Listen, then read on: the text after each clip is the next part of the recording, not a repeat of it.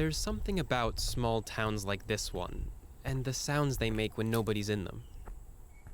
I was walking past the old doctor's office, the one that burned down last month after it flooded last year, and I found constellations of old bottle caps embedded in the asphalt.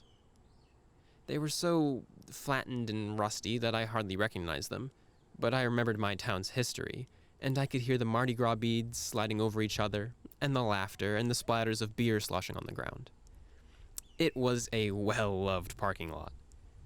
Everyone in my town gets drunk in parking lots, which confuses me because to get to a parking lot, you have to drive. Personally, I don't mind the misstep in logic. Drunk people vomiting in parking lots is better than drunk people peeing in your rose bushes at 3 a.m. So, I was walking through the bottle cap parking lot, and a train went by.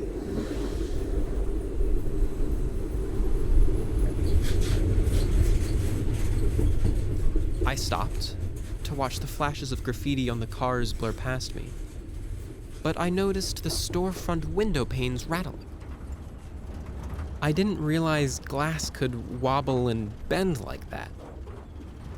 All the way down the street, the line of windows quivered until the train went on to shake the earth in someone else's town.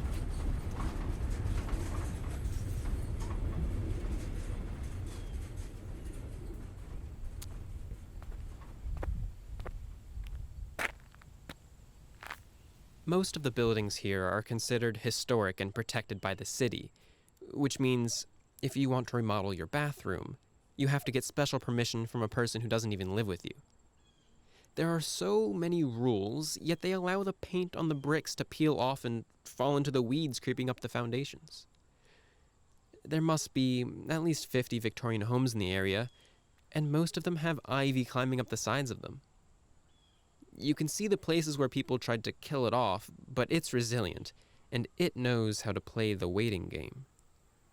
It knows that no matter what, it will outlive us, and it has all the time in the world to try to reach the sun. There's one Victorian house, a big square brick one with white shutters, that used to be the town's hospital.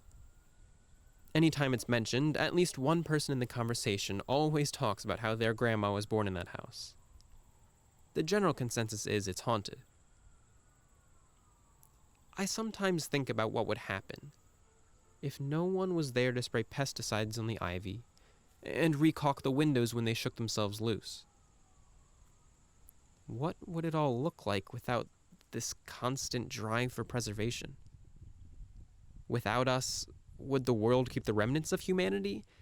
Or would we be nothing but a few bottle caps, rusting under a blanket of overgrown weeds? I walk, and I think about it, and the people before me left ghosts in an old hospital, and their paint still half clings to the brick walls. It's comforting to know that I will leave something behind. At least, for a little while.